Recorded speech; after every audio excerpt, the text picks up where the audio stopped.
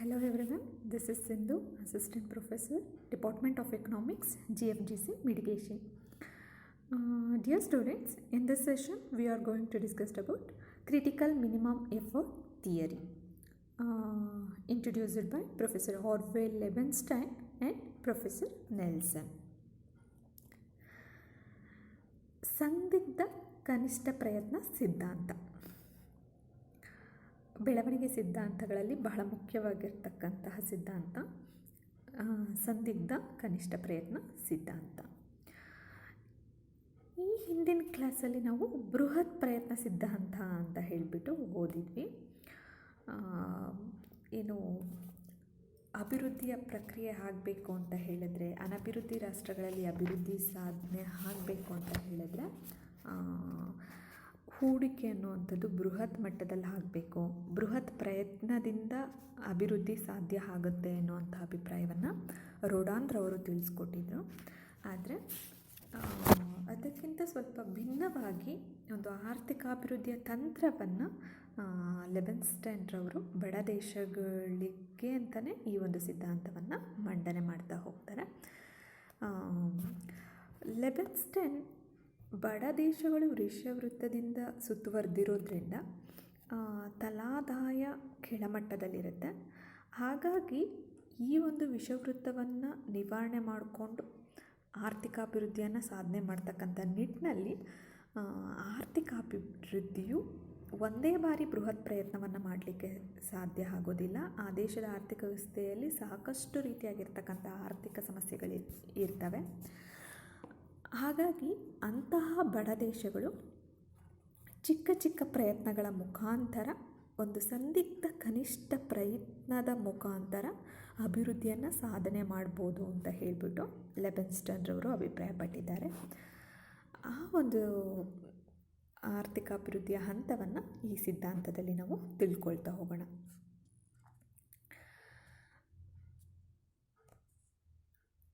ಇಲ್ಲಿ ಲೆವೆನ್ಸ್ಟೈನ್ರವರ ಪ್ರತಿಪಾದನೆಯನ್ನು ಮಾತ್ರ ಡಿಸ್ಕಸ್ ಮಾಡ್ತಾ ಇದ್ದೀವಿ. ಲೆವೆನ್ಸ್ಟೈನ್ ರೋಡಾನ್ಗಿಂತ ವಿಭಿನ್ನವಾಗಿರ್ತಕ್ಕಂಥ ಆರ್ಥಿಕಾಭಿವೃದ್ಧಿಯ ತಂತ್ರವನ್ನು ಶಿಫಾರಸು ಮಾಡ್ತಾರೆ. ಅನಭಿವೃದ್ಧಿ ರಾಷ್ಟ್ರಗಳಲ್ಲಿ ಈಗಾಗಲೇ ಹೂಡಿಕೆಯ ಕೊರತೆ, ಹಾಗೆಯೇ ಉಳಿತಾಯದ ಕೊರತೆ ಮತ್ತು ಅಭಿವೃದ್ಧಿ ಯೋಜನೆಗಳಲ್ಲಿ ಅದಕ್ಷತೆ ಇರತಕ್ಕಂಥದ್ದು, ಹಾಗೆ ಸಾಕಷ್ಟು ಸಾಮಾಜಿಕ ಆರ್ಥಿಕ ಸಮಸ್ಯೆಗಳು ಇರೋದರಿಂದ ಅನಭಿವೃದ್ಧಿ ರಾಷ್ಟ್ರಗಳಲ್ಲಿ ಬೃಹತ್ ಮಟ್ಟದಲ್ಲಿ ನೀವು ಹೂಡಿಕೆಯನ್ನಾಗಲಿ ಬೃಹತ್ ಮಟ್ಟದ ಒಂದು ಉತ್ಪಾದನಾ ತಂತ್ರವನ್ನಾಗಲಿ ಊಹೆ ಮಾಡೋದಕ್ಕೆ ಸಾಧ್ಯ ಇಲ್ಲ. ಹಾಗಾಗಿ ಅನಭಿವೃದ್ಧಿ ರಾಷ್ಟ್ರಗಳಿಗೆ, ಬಡ ದೇಶಗಳಿಗೆ ಸೂಕ್ತವಾಗುವಂತಹ ಒಂದು ಕನಿಷ್ಠ ಪ್ರಯತ್ನ, ಆರ್ಥಿಕಾಭಿವೃದ್ಧಿಯ ಪ್ರಯತ್ನವನ್ನು ನಾವು ಮಾಡ್ತಾ ಹೋಗಬೇಕಾಗುತ್ತೆ ಅಂತ ಹೇಳಿಬಿಟ್ಟು ಲೆವೆನ್ಸ್ಟೈನ್ರವರು ಹೇಳ್ತಾರೆ. ಅಂದರೆ ಆರ್ಥಿಕಾಭಿವೃದ್ಧಿಯನ್ನು ನಾವು ಬೃಹತ್ ಪ್ರಯತ್ನದ ಮುಖಾಂತರ ಮಾಡಿದ್ರೇ ಅಭಿವೃದ್ಧಿ ಆಗುತ್ತೆ ಅಂತ ಅಲ್ಲ. ಬೃಹತ್ ಪ್ರಯತ್ನ ಮಾಡ್ತಕ್ಕಂಥದ್ದು ಬಹಳ ಒಳಿತು. ಆದರೆ ಬೃಹತ್ ಪ್ರಯತ್ನ ಮಾಡಲಿಕ್ಕೆ, ಬೃಹತ್ ಪ್ರಮಾಣದ ಹೂಡಿಕೆ ಮಾಡಲಿಕ್ಕೆ ಅನಭಿವೃದ್ಧಿ ರಾಷ್ಟ್ರಗಳಲ್ಲಿ ಸಾಕಷ್ಟು ಬಂಡವಾಳ ಲಭ್ಯವಿಲ್ಲದಲೇ ಇರೋದರಿಂದ ಅವರ ಬಳಿ ಇರುವಂತಹ ಸಂಪನ್ಮೂಲಗಳು, ಬಂಡವಾಳ ಸಂಪನ್ಮೂಲ, ನೈಸರ್ಗಿಕ ಸಂಪನ್ಮೂಲಗಳ ಲಭ್ಯತೆ ಹೇಗಿದೆಯೋ ಅನಭಿವೃದ್ಧಿ ರಾಷ್ಟ್ರಗಳಲ್ಲಿ ಅದನ್ನು ಬಳಸ್ಕೊಂಡು ಅಭಿವೃದ್ಧಿಯತ್ತ ಸಾಗಬೇಕಾಗುತ್ತೆ ಅಂತ ಹೇಳಿಬಿಟ್ಟು ಲೆವೆನ್ಸ್ಟೈನ್ರವರು ಅಭಿಪ್ರಾಯಪಟ್ಟಿದ್ದಾರೆ. ಹಾಗೆ ಲೆವೆನ್ಸ್ಟೈನ್ ತನ್ನ ಸಿದ್ಧಾಂತದಲ್ಲಿ ಬಹಳ ಪ್ರಮುಖವಾಗಿ 2 ಮೂಲಭೂತ ಊಹೆಗಳನ್ನು ಮಾಡಿಕೊಂಡಿದ್ದಾರೆ. ಅದರಲ್ಲಿ ಫಸ್ಟ್ ಬಂದ್ಬಿಟ್ಟು due attention to increase in per capital income, ತಲಾದಾಯದ ಹೆಚ್ಚಳಕ್ಕೆ ಹೆಚ್ಚು ಗಮನ ಕೊಡ್ತಕ್ಕಂಥದ್ದು. ಅನಭಿವೃದ್ಧಿ ರಾಷ್ಟ್ರಗಳು ಅವುಗಳ ಸಾಮಾನ್ಯ ಲಕ್ಷಣ ಅಂತ ಹೇಳಿದ್ರೆ ಬಡತನ. ಏಕೆ ಅಂತ ಹೇಳಿದ್ರೆ ಅಲ್ಲಿ ಉಳಿತಾಯ ಮತ್ತು ಹೂಡಿಕೆಯ ಸಾಮರ್ಥ್ಯ ತೀರಾ ಕೆಳಮಟ್ಟದಲ್ಲಿರುತ್ತೆ.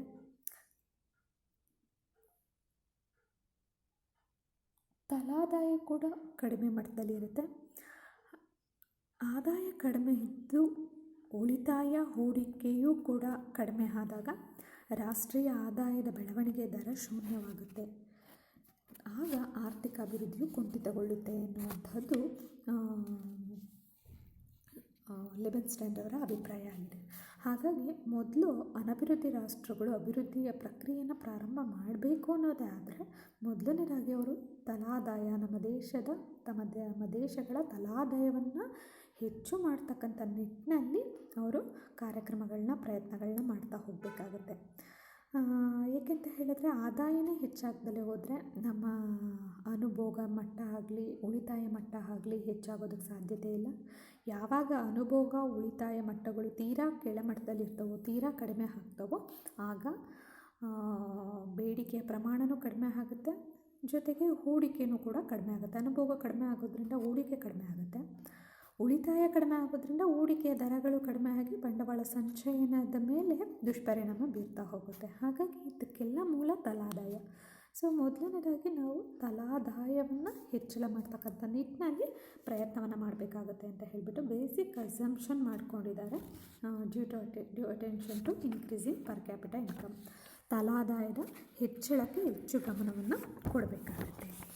And another one basic assumption is danger of rise in population, ಜನಸಂಖ್ಯಾ ಹೆಚ್ಚಳದ ಅಪಾಯ. ಲಿಬೆನ್ಸ್ಟೈನ್ ಇದನ್ನು ಕೂಡ ಒಂದು ಬೇಸಿಕ್ ಅಸಂಪ್ಷನ್ ಆಗಿ ತೊಗೊಂಡಿದ್ದಾರೆ, ಮೂಲಭೂತ ಊಹೆಯಾಗಿ ತೊಗೊಂಡಿದ್ದಾರೆ. ಮಿತಿಮೀರಿದ ಜನಸಂಖ್ಯೆ ಅನಭಿವೃದ್ಧಿ ದೇಶಗಳ ಆರ್ಥಿಕ ಪ್ರಗತಿಗೆ ಪ್ರಧಾನವಾಗಿರ್ತಕ್ಕಂಥ ಅಡಚಣೆಯಾಗಿರುತ್ತೆ. ಏಕೆಂತ ಹೇಳಿದ್ರೆ ಜನಸಂಖ್ಯಾ ಬೆಳವಣಿಗೆಯು ತಲಾದಾಯದ ಮಟ್ಟದ ಕಾರ್ಯ ಅಂತ ಹೇಳಿಬಿಟ್ಟು ಅವನು ಅಭಿಪ್ರಾಯಪಟ್ಟಿದ್ದಾನೆ. ಅಂದರೆ ತಲಾದಾಯ ನಿರ್ಧಾರ ಆಗ್ತಕ್ಕಂಥದ್ದು ಜನಸಂಖ್ಯೆ ಆಧಾರದ ಮೇಲೆ. ಏಕೆ ಅಂತ ಹೇಳಿದ್ರೆ ಈಗ ನಮ್ಮ ರಾಷ್ಟ್ರೀಯ ಆದಾಯದ ಪ್ರಮಾಣ ಹೆಚ್ಚಾಗ್ಬೋದು, ಆದರೆ ಜನಸಂಖ್ಯೆ ಮಿತಿಮೀರಿ ಬೆಳೀತಾ ಇದ್ದರೆ ಆದಾಯ ಎಲ್ಲರ ನಡುವೆ ಹಂಚಿಕೆ ಆದಾಗ ತಲಾದಾಯದ ಮಟ್ಟ ಕುಸಿತಾ ಹೋಗುತ್ತೆ. ಹಾಗಾಗಿ ಲಿಬೆನ್ಸ್ಟೈನ್ ಹೇಳ್ತಕ್ಕಂಥದ್ದು ಜನಸಂಖ್ಯಾ ಅಧಿಕವಾದಷ್ಟು ಕೂಡ ಅನಭಿವೃದ್ಧಿ ದೇಶಗಳಲ್ಲಿ ಆರ್ಥಿಕ ಅಭಿವೃದ್ಧಿಗೆ ಇರುವಂತಹ ಎಲ್ಲ ಪಾಸಿಟಿವಲ್ ಫ್ಯಾಕ್ಟರ್ಸು ಕೂಡ ನೆಕ್ಸ್ಟ್ ನೆಗೆಟಿವ್ ಆಗ್ತಾ ಹೋಗುತ್ತೆ. ಅನುಕೂಲಕರವಾಗಿರ್ತಕ್ಕಂಥ ಸಂಗತಿಗಳು ಕೂಡ ತದನಂತರದಲ್ಲಿ ಜನಸಂಖ್ಯೆ ಬೆಳವಣಿಗೆ ಹೆಚ್ಚಾದಾಗ ಅನುಕೂಲಕರವಾಗಿರ್ತಕ್ಕಂಥ ಅಂಶಗಳು ಕೂಡ ನಮಗೆ ಅನಾನುಕೂಲಕರವಾಗಿ ಪರಿಣಮಿಸ್ತಾ ಹೋಗ್ತವೆ. ಹಾಗಾಗಿ ನಾವು ಆದಷ್ಟು ಜನಸಂಖ್ಯೆಯ ಪ್ರಮಾಣವನ್ನು ಜನಸಂಖ್ಯೆ ಹೆಚ್ಚಾಗದಲೇ ಇರೋ ರೀತಿಯಲ್ಲಿ, ಅಪಾಯದ ಮಟ್ಟಕ್ಕೆ ಹೋಗದಲೇ ಇರೋ ರೀತಿಯಲ್ಲಿ ಒಂದು ಜನಸಂಖ್ಯಾ ನಿಯಂತ್ರಣ ಕಾರ್ಯಕ್ರಮಗಳನ್ನ ಹಾಕ್ಕೊಳ್ತಾ ಹೋಗಬೇಕಾಗತ್ತೆ. ಹಾಗಾಗಿ ಇದಕ್ಕೆ ಒಂದು ಸಂದಿಗ್ಧ ಕನಿಷ್ಠ ಪ್ರಯತ್ನದ ಅವಶ್ಯಕತೆ ಇರುತ್ತೆ ಅಂತ ಹೇಳಿಬಿಟ್ಟು ಲಿಬೆನ್ಸ್ಟೈನ್ ಅವರು ಹೇಳಿದ್ದಾರೆ. ಸೊ ಈ ಬೇಸಿಕಲಿ ಈ ಥಿಯರಿ ನಿಂತಿರ್ತಕ್ಕಂಥದ್ದು, ಈ ಥಿಯರಿ ಬೇಸ್ಡ್ ಆಗಿರ್ತಕ್ಕಂಥದ್ದು 2 ಬೇಸಿಕ್ ಅಸಂಪ್ಷನ್ಸ್ ಮೇಲೆ, 2 ಮೂಲಭೂತ ಊಹೆಗಳ ಮೇಲೆ ಈ ಸಿದ್ಧಾಂತ ನಿಂತಿರ್ತಕ್ಕಂಥದ್ದು. ಮೊದಲನೇದಾಗಿ ತಲಾದಾಯವನ್ನು ಹೆಚ್ಚು ಮಾಡ್ತಕ್ಕಂಥದ್ದು, ಎರಡನೇದಾಗಿ ಜನಸಂಖ್ಯಾ ಹೆಚ್ಚಳದಿಂದಾಗಿ ಉಂಟಾಗ್ತಕ್ಕಂಥ ಅಪಾಯವನ್ನು ಮೊದಲೇ ಊಹಿಸಿ ಅದಕ್ಕೆ ನಿಯಂತ್ರಣ ಕಾರ್ಯಕ್ರಮಗಳನ್ನ ಹಾಕ್ಕೊಳ್ತಕ್ಕಂಥದ್ದು. ಸೊ ಇವೆರಡೂ ಚಿಕ್ಕ ಚಿಕ್ಕ ಪ್ರಯತ್ನಗಳನ್ನ ಮಾಡೋದ್ರ ಮುಖಾಂತರ ನಾವು ಆರ್ಥಿಕ ಅಭಿವೃದ್ಧಿಯನ್ನು ತಲುಪ್ಬೋದು ಅಂತ ಹೇಳಿಬಿಟ್ಟು ಲಿಬೆನ್ಸ್ಟೈನ್ ಅವರು ತಿಳಿಸ್ಕೊಡ್ತಾ ಬರ್ತಾರೆ. ಹಾಗೆಯೇ ಲಿಬೆನ್ಸ್ಟೈನ್ ಈ ಬೇಸಿಕ್ ಅಸಂಪ್ಷನ್ಸ್ ಮಾಡ್ಕೊಳ್ಳೋದ್ರ ಜೊತೆಗೇ ಕೆಲವೊಂದು ಆರ್ಥಿಕ ಅಭಿವೃದ್ಧಿಗೆ, ಆರ್ಥಿಕ ಪ್ರಗತಿಗೆ ಅನಭಿವೃದ್ಧಿ ರಾಷ್ಟ್ರಗಳಲ್ಲಿ ಅಡಕವಾಗಿರ್ತಕ್ಕಂತಹ ಅಂಶಗಳು, ಪ್ರಗತಿಗೆ ಅಡ್ಡಿಯಾಗಿರುವಂತಹ ಅಂಶಗಳು ಕೆಲವೊಂದಿದ್ದಾವೆ ಅಂತ ಹೇಳಿಬಿಟ್ಟು ಅಭಿಪ್ರಾಯಪಡ್ತಾರೆ. ಅಂತಹ ಅಂಶಗಳು ಯಾವ್ಯಾವ ಅಂತ ಹೇಳಿದ್ರೆ, ಮೊದಲನೇದಾಗಿ ಆಫ್ಕೋರ್ಸ್ ಜನಸಂಖ್ಯಾ ಬಾಹುಳ್ಯ, ಜನಸಂಖ್ಯೆ ಹೆಚ್ಚಾಗಿರ್ತಕ್ಕಂಥದ್ದು. ನಮಗೆ ನಮ್ಮ ದೇಶದಲ್ಲಿ ಅನಭಿವೃದ್ಧಿ ರಾಷ್ಟ್ರಗಳಲ್ಲಿ ಸರ್ಕಾರ ಹಲವಾರು ಅಭಿವೃದ್ಧಿ ಕಾರ್ಯಕ್ರಮಗಳನ್ನ ಹಾಕ್ಕೊಂಡು ಅಭಿವೃದ್ಧಿಯ ಪಥದತ್ತ ಏನೋ ಸಾಗ್ತಾ ಇದೆ. ಆದರೆ ಆಗ್ತಿರ್ತಕ್ಕಂಥ ಅಭಿವೃದ್ಧಿಯನ್ನು ಮರೆಮಾಚ್ತಿರ್ತಕ್ಕಂಥ ಅಂಶ ಅಂತ ಹೇಳಿದರೆ ಈ ಜನಸಂಖ್ಯೆ. ಏಕೆಂತ ಹೇಳಿದರೆ ಹೆಚ್ಚುತ್ತಿರ್ತಕ್ಕಂಥ ಜನಸಂಖ್ಯೆಗೆ ನೀವೆಷ್ಟು ಸವಲತ್ತುಗಳನ್ನ ವಿಸ್ತರಿಸಿದ್ರೂ ಕೂಡ ಅದು ಕೊರತೆಯಿಂದನೇ ಕೂಡುತ್ತಿರುತ್ತೆ. ಕೊರತೆಯಿಂದ ಕೂಡಿದ್ದಾಗ ನಾವು ಅದನ್ನು ಆರ್ಥಿಕ ಅಭಿವೃದ್ಧಿ ಅಂತ ಹೇಳಿಬಿಟ್ಟು ಪರಿಗಣಿಸೋದಕ್ಕೆ ಸಾಧ್ಯ ಇಲ್ಲ. ಇತ್ತೀಚಿನ ದಿನಗಳಲ್ಲಿ ವೈಜ್ಞಾನಿಕ ಕ್ಷೇತ್ರದಲ್ಲಿ ಆಗಿರ್ತಕ್ಕಂಥ ಮುನ್ನಡೆಯಿಂದಾಗಿ ಮರಣ ದರ ಇಳಿಕೆ ಆಗ್ತಾ ಇದೆ, ಫಲವತ್ತತೆಯ ದರ ಅಧಿಕವಾಗ್ತಾ ಇದೆ. ಇದರಿಂದಾಗಿ ಜನಸಂಖ್ಯಾ ಬಾಹುಳ್ಯ, ಜನಸಂಖ್ಯಾ ಮಿತಿಮೀರಿ ಬೆಳೀತಾ ಇರ್ತಕ್ಕಂಥದ್ದು ಇಲ್ಲಿನ ಅನಭಿವೃದ್ಧಿ ರಾಷ್ಟ್ರಗಳಲ್ಲಿನ ಅಭಿವೃದ್ಧಿಗೆ ತಡೆಯಾಗಿರ್ತಕ್ಕಂಥ ಒಂದು ಅಂಶ ಅಂತ ಹೇಳ್ಬಿಟ್ಟು ನಾವು ಪರಿಗಣಿಸಬೇಕಾಗತ್ತೆ. ಅದ್ರ ಜೊತೆಗೆ ಜನಸಂಖ್ಯೆ ಹೆಚ್ಚಾಗ್ತಿದ್ದಂತೆಯೇ ಹಲವಾರು ರೀತಿಯಾಗಿರ್ತಕ್ಕಂಥ ಸಮಸ್ಯೆಗಳು ಹುಟ್ಕೊಳ್ತಾ ಹೋಗ್ತವೆ. ಬಡತನ ಇರ್ಬೋದು, ನಿರುದ್ಯೋಗ ಇರ್ಬೋದು, ಮೂಲಭೂತ ಸೌಕರ್ಯಗಳ ಕೊರತೆ ಇರ್ಬೋದು, ಆರ್ಥಿಕ ಮೂಲಭೂತ ಸೌಕರ್ಯಗಳ ಕೊರತೆ ಇರ್ಬೋದು, ಅಶಾಂತಿ ನೆಲೆಸ್ತಕ್ಕಂಥದ್ದು, ಗಲಭೆಗಳು ಆಗ್ತಕ್ಕಂಥದ್ದು, ಹೀಗೆ ಸಾಕಷ್ಟು ರೀತಿಯಾಗಿರ್ತಕ್ಕಂಥ ಸಾಮಾಜಿಕ ಆರ್ಥಿಕ ಸಮಸ್ಯೆಗಳು ತಲೆದೋರ್ತವೆ ಜನಸಂಖ್ಯೆ ಹೆಚ್ಚಳದಿಂದಾಗಿ. ಅನಭಿವೃದ್ಧಿ ರಾಷ್ಟ್ರಗಳ ಸಾಮಾನ್ಯ ಲಕ್ಷಣವಾಗಿ ಹೊರಹೊಮ್ಮಿರ್ತಕ್ಕಂಥದ್ದು ಜನಸಂಖ್ಯಾ ಬಾಹುಳ್ಯ. ಹೌದು ವಿದ್ಯಾರ್ಥಿಗಳೇ, ಇವತ್ತಿನ ದಿನ ಅನಭಿವೃದ್ಧಿ ರಾಷ್ಟ್ರಗಳಲ್ಲಿ ಹೆಚ್ಚುತ್ತಿರ್ತಕ್ಕಂಥ ಜನನ ದರ, ಇಳಿದಿರ್ತಕ್ಕಂಥ ಮರಣ ದರ ಜನಸಂಖ್ಯೆಯನ್ನು ಮಿತಿಮೀರಿ ಬೆಳೆಯೋ ರೀತಿಯಲ್ಲಿ ಮಾಡಿದೆ. ಜನಸಂಖ್ಯೆ ಸ್ಫೋಟ ಆಗಿದೆ ಅನಭಿವೃದ್ಧಿ ರಾಷ್ಟ್ರಗಳಲ್ಲಿ. ಇದು ಬಡತನವನ್ನು ಉಂಟು ಮಾಡೋದ್ರ ಜೊತೆಗೆ, ನಿರುದ್ಯೋಗ ಸಮಸ್ಯೆಯನ್ನು ಉಂಟು ಮಾಡೋದ್ರ ಜೊತೆಗೆ ತಲಾದಾಯವನ್ನು ಕೂಡ ಕಡಿಮೆ ಮಾಡ್ತಾ ಬರುತ್ತೆ. ಇದು ಒಂದು ರೀತಿಯಲ್ಲಿ ಆರ್ಥಿಕ ಪ್ರಗತಿಯನ್ನು ತಡೆ ಹಿಡಿದಂಗೆ ಆಗುತ್ತೆ. ಹಾಗಾಗಿ ಪ್ರಗತಿಗೆ ಅಡ್ಡಿಯಾಗಿರ್ತಕ್ಕಂತಹದ್ರಲ್ಲಿ, ಅನಭಿವೃದ್ಧಿ ರಾಷ್ಟ್ರಗಳಲ್ಲಿ ಪ್ರಗತಿಗೆ ಅಡ್ಡಿಯಾಗಿರುವಂತಹ ಅಂಶಗಳಲ್ಲಿ ಮೊದಲನೇದಾಗಿ ನಾವು ಜನಸಂಖ್ಯಾ ಹೆಚ್ಚಳವನ್ನು ಹೇಳ್ಬೋದಾಗಿರುತ್ತೆ. Next, another one is existence of zero sum business activities. ಶೂನ್ಯ ಮೊತ್ತದ ಉದ್ಯಮ ಚಟುವಟಿಕೆಗಳ ಅಸ್ತಿತ್ವ. ಇದು ಕೂಡ ಅನಭಿವೃದ್ಧಿ ರಾಷ್ಟ್ರಗಳಿಗೆ ಒಂದು ಅಡ್ಡಿಯಾಗಿರ್ತಕ್ಕಂಥದ್ದು, ಅಲ್ಲಿನ ಅಭಿವೃದ್ಧಿಗೆ ಅಡ್ಡಿಯಾಗಿರ್ತಕ್ಕಂಥ ಒಂದು ಅಂಶ ಅಂತ ಹೇಳಿಬಿಟ್ಟು ನಾವು ಪರಿಗಣಿಸಬೇಕಾಗುತ್ತೆ. ಏಕೆ ಅಂತ ಹೇಳಿದರೆ, ಉದ್ಯಮದಲ್ಲಿ ತೊಡಗಿ ಉತ್ಪಾದನೆ ಮತ್ತು ರಾಷ್ಟ್ರೀಯ ಆದಾಯವನ್ನು ಹೆಚ್ಚಿಸಬೇಕೆಂಬ ಪ್ರೇರಣೆ ಅನಭಿವೃದ್ಧಿ ರಾಷ್ಟ್ರದ ಉದ್ಯಮಿಗಳಲ್ಲಿ ಅಷ್ಟು ಕಂಡು ಬರೋದಿಲ್ಲ. ಅಭಿವೃದ್ಧಿಶೀಲ ರಾಷ್ಟ್ರಗಳಲ್ಲಿ, ಅಭಿವೃದ್ಧಿ ರಾಷ್ಟ್ರಗಳಲ್ಲಿ ಇರ್ತಕ್ಕಂಥ ಉದ್ಯಮಿಗಳಲ್ಲಿ ಇರ್ತಕ್ಕಂಥ ಉತ್ಸಾಹ ಅನಭಿವೃದ್ಧಿ ರಾಷ್ಟ್ರಗಳಲ್ಲಿರ್ತಕ್ಕಂಥ ಉದ್ಯಮಿಗಳಲ್ಲಿ ಆ ಉತ್ಸುಕತೆ ಕಂಡುಬರೋದಿಲ್ಲ. ಉತ್ಪಾದನೆ ಹೆಚ್ಚು ಮಾಡಬೇಕು, ರಾಷ್ಟ್ರೀಯ ಆದಾಯವನ್ನು ಹೆಚ್ಚು ಮಾಡಬೇಕು ಅನ್ನೋಂಥ ಪ್ರೇರಣೆ ಇರತಕ್ಕಂತಹ ಅವರ ಉದ್ಯಮಿಗಳ ಸಂಖ್ಯೆ ಅನಭಿವೃದ್ಧಿ ರಾಷ್ಟ್ರಗಳಲ್ಲಿ ಬಹಳ ಕಡಿಮೆ ಇರುತ್ತೆ. ಉದ್ಯಮಶೀಲತೆಯೂ ಕೂಡ ಇಲ್ಲಿ ಕೊರತೆಯಲ್ಲಿರ್ತಕ್ಕಂಥದ್ದು ಇನ್ನೊಂದು. ಅವರ ಉದ್ದೇಶ ಲಾಭ, ಹೂಡಿಕೆಗೆ ಪ್ರತಿಯಾಗಿ ಲಾಭ ಸಿಗಬೇಕು, ನನ್ನ ಲಾಭ, ವೈಯಕ್ತಿಕ ಲಾಭವನ್ನು ಇಲ್ಲಿ ಪರಿಗಣಿಸ್ತಾರೆ ಹೊರತು ಸಾಮಾಜಿಕ ಲಾಭವನ್ನು ಇಲ್ಲಿ ಪರಿಗಣಿಸೋದಿಲ್ಲ. ಯಾವಾಗ ಸಾಮಾಜಿಕ ಲಾಭದ ಉದ್ದೇಶ ಬರೋದಿಲ್ವೋ, ವೈಯಕ್ತಿಕ ಲಾಭ ಬರುತ್ತೋ, ಅದು ಆಟೋಮೆಟಿಕ್ಕಾಗಿ ಪ್ರಗತಿಯನ್ಗೆ ಅಡ್ಡಿಯನ್ನು ಉಂಟು ಮಾಡುತ್ತೆ. ವೈಯಕ್ತಿಕ ಲಾಭ ಅಂತ ಬಂದರೆ ಉದ್ದಿಮೆದಾರ ತನ್ನ ವೈಯಕ್ತಿಕ ಹೂಡಿಕೆ, ತನ್ನ ವೈಯಕ್ತಿಕ ಲಾಭ ಅನ್ನೋದನ್ನಷ್ಟನ್ನೇ ಪರಿಗಣಿಸ್ತಾ ಹೋಗ್ತಾನೆ. ಅವನು ರಾಷ್ಟ್ರೀಯ ಆದಾಯದ ಬಗ್ಗೆ ಪರಿಗಣಿಸೋದಿಲ್ಲ. ಈಗ ಈ ರೀತಿ ವೈಯಕ್ತಿಕ ಲಾಭಕ್ಕೆ ಹೋದಾಗ ಅವನು ಸಟ್ಟ ವ್ಯಾಪಾರ ಅಂತನೋ ಅಥವಾ ಕಾಳಸಂತೆ ಮಾರಾಟ ಅಂತಹ ಚಟುವಟಿಕೆಗಳಲ್ಲಿ ತೊಡಗಿಕೊಳ್ಳೋದಕ್ಕೆ ಪ್ರಾರಂಭ ಮಾಡ್ತಾನೆ. ಈ ರೀತಿ ಮಾಡಿದಾಗ ಒಂದು ಕಡೆ ರಾಷ್ಟ್ರೀಯ ಆದಾಯವನ್ನು ಹೆಚ್ಚು ಮಾಡಬೇಕು ಅನ್ನೋಂತಹದ್ದಾಗಲಿ, ಸಾಮಾಜಿಕ ಲಾಭವನ್ನು ಉಂಟು ಮಾಡಬೇಕು ಅನ್ನೋಂತಹ ಉದ್ದೇಶವಾಗಲಿ ಉದ್ದಿಮೆದಾರರಲ್ಲಿ ಕಂಡುಬರ್ತಿಲ್ಲ. ಅದ್ರ ಜೊತೆಗೆ ವೈಯಕ್ತಿಕ ಲಾಭಕ್ಕೋಸ್ಕರ ಸಟ್ಟ ವ್ಯಾಪಾರ, ಕಾಳಸಂತೆ ವ್ಯಾಪಾರ ಅನ್ನುವಂತಹ ಕಾನೂನು ಬಾಹಿರ ಚಟುವಟಿಕೆಗಳಲ್ಲಿ ತೊಡಗೋದ್ರಿಂದ ಸಾಮಾಜಿಕವಾಗಿ ಎಲ್ಲ ಕಡೆಯೂ ಕೂಡ ಪ್ರಗತಿ ಸಾಧನೆ ಆಗೋದಿಲ್ಲ. ಸೊ ಹಾಗಾಗಿ ಉದ್ಯಮ ಚಟುವಟಿಕೆಗಳ ಶೂನ್ಯ ಅಸ್ತಿತ್ವ, ಉದ್ಯಮ ಚಟುವಟಿಕೆಗಳಲ್ಲಿ ಸಾಮಾಜಿಕ ಲಾಭದ ಬಗ್ಗೆ ಆಗಲಿ, ರಾಷ್ಟ್ರೀಯ ಆದಾಯವನ್ನು ಹೆಚ್ಚು ಮಾಡಬೇಕು ಅನ್ನೋದ್ರ ಬಗ್ಗೆ ಆಗಲಿ ಯಾವುದೇ ರೀತಿಯಾಗಿರ್ತಕ್ಕಂಥ ಉತ್ಸಾಹ ಬರ್ದಲೇ ಇರ್ತಕ್ಕಂಥದ್ದು ಆರ್ಥಿಕ ಅಭಿವೃದ್ಧಿಯನ್ನು ತಡೆ ಹಿಡಿತಕ್ಕಂತಹ ಅಂಶಗಳಲ್ಲಿ ಒಂದಾಗಿರ್ತಕ್ಕಂಥದ್ದನ್ನ ನಾವು ನೋಡ್ಬೋದಾಗಿರುತ್ತೆ.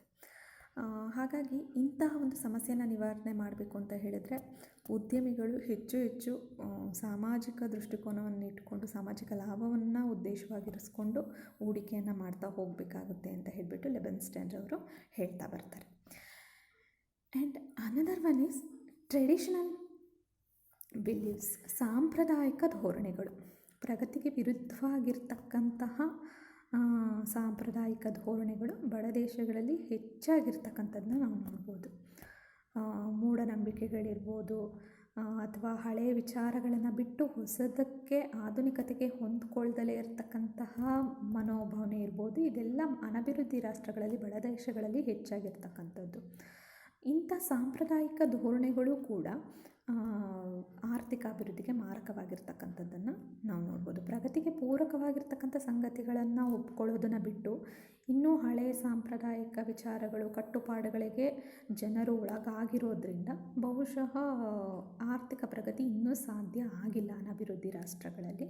ಹಾಗಾಗಿ ಅದು ಕೂಡ ಒಂದು ಅಡ್ಡಿಯಾಗಿರ್ತಕ್ಕಂಥ ಅಂಶ. ಸಾಂಪ್ರದಾಯಿಕ ಧೋರಣೆಗಳು ಕೂಡ ಅನಭಿವೃದ್ಧಿ ರಾಷ್ಟ್ರಗಳಲ್ಲಿನ ಆರ್ಥಿಕ ಅಭಿವೃದ್ಧಿಗೆ ಅಡಚಣೆ ಉಂಟು ಮಾಡ್ತಕ್ಕಂಥ ಅಂಶ ಅಂತ ಹೇಳಿಬಿಟ್ಟು ಪರಿಗಣಿಸ್ತೀವಿ. ಕೆಲವೊಂದು ಮೂಢನಂಬಿಕೆಗಳು, ಜಾತಿ ಪದ್ಧತಿ ಇರ್ಬೋದು, ಇಂತಹ ಕೆಲವೊಂದು ಸಾಂಪ್ರದಾಯಿಕ ಧೋರಣೆಗಳೇನು ಮಾಡ್ತಿದ್ದಾವೆ ಅಂತ ಹೇಳಿದ್ರೆ ಆರ್ಥಿಕ ಅಭಿವೃದ್ಧಿಯನ್ನು ಇನ್ನೂ ತಡೆ ಹಿಡಿತಿದ್ದಾವೆ. ಎಷ್ಟೇ ಮುಂದುವರೆದ್ರೂ ಕೂಡ ಆರ್ಥಿಕತೆ, ಸಂವಿಧಾನದಲ್ಲಿ ಎಷ್ಟೇ ಬದಲಾವಣೆಗಳನ್ನ ಜಾರಿಗೆ ತೊಗೊಂಬಂದ್ರೂ ಕೂಡ ಇಂದಿಗೂ ಜಾತಿ ಪದ್ಧತಿ ಅಸ್ತಿತ್ವದಲ್ಲಿರ್ತಕ್ಕಂಥದ್ದನ್ನು ನಾವು ನೋಡ್ತಾ ಇದ್ದೀವಿ. ಮೂಢನಂಬಿಕೆಗಳಿರ್ತಕ್ಕಂಥದ್ದನ್ನು ನಾವು ನೋಡ್ತಾ ಇದ್ದೀವಿ. ಹಾಗಾಗಿ ಇಂಥ ಸಾಂಪ್ರದಾಯಿಕ ಧೋರಣೆಗಳು, ಮೂಢನಂಬಿಕೆಗಳು, ಕಂದಾಚಾರಗಳು ಆರ್ಥಿಕ ಅಭಿವೃದ್ಧಿಯನ್ನು ತಡೆ ಹಿಡಿತಕ್ಕಂಥದ್ದು. ಅಂಥ ಕೆಲಸಗಳು ಆಗ್ತವೆ, ಅಭಿವೃದ್ಧಿ ಸಾಧನೆ ಆಗೋದಿಲ್ಲ ಅಂತ ಹೇಳ್ಬಿಟ್ಟು ಲೆಬೆನ್ಸ್ಟನ್ ಅವರು ಅಭಿಪ್ರಾಯಪಡ್ತಾರೆ. And another one factor is ಸುವ್ಯಕ್ತ ಅನುಭೋಗ. ಸುವ್ಯಕ್ತ ಅನುಭೋಗ ಅಂದರೆ ಅನವಶ್ಯಕವಾಗಿ ಖರ್ಚು ಮಾಡ್ತಕ್ಕಂಥದ್ದು. ಅನವಶ್ಯಕವಾಗಿ ಇರ್ತಕ್ಕಂಥ ಸಂಪನ್ಮೂಲಗಳು ಕಡಿಮೆ ಅನಭಿವೃದ್ಧಿ ರಾಷ್ಟ್ರಗಳಲ್ಲಿ. ಸಂಪನ್ಮೂಲಗಳು ಕಡಿಮೆ ಇದ್ದು, ಬಂಡವಾಳ ಹೂಡಿಕೆ ಕಡಿಮೆ ಇದ್ದು ಉತ್ಪಾದನಾ ಪ್ರಕ್ರಿಯೆಗಳು ನಡೀತಾ ಇರುತ್ತೆ. ಅಂಥ ಸಂದರ್ಭದಲ್ಲಿ ಅವಶ್ಯಕ ಅನುಭೋಗದ ಮೇಲೆ ಬಿಟ್ಟು ಅನವಶ್ಯಕ ಅನುಭೋಗವನ್ನು ಮಾಡಿದಾಗ ಅನವಶ್ಯಕ ಅನುಭೋಗದ ಮೇಲಿನ ವೆಚ್ಚನೇ ಜಾಸ್ತಿ ಆಗ್ತಾ ಹೋಗುತ್ತೆ. ಉತ್ಪಾದನಾ ಪ್ರಕ್ರಿಯೆಯಲ್ಲಿ ಬಳಸ್ಕೊಳ್ತಕ್ಕಂತಹ ಹೂಡಿಕೆ ಪ್ರಮಾಣ ಕಡಿಮೆ ಆಗ್ತಾ ಹೋಗುತ್ತೆ.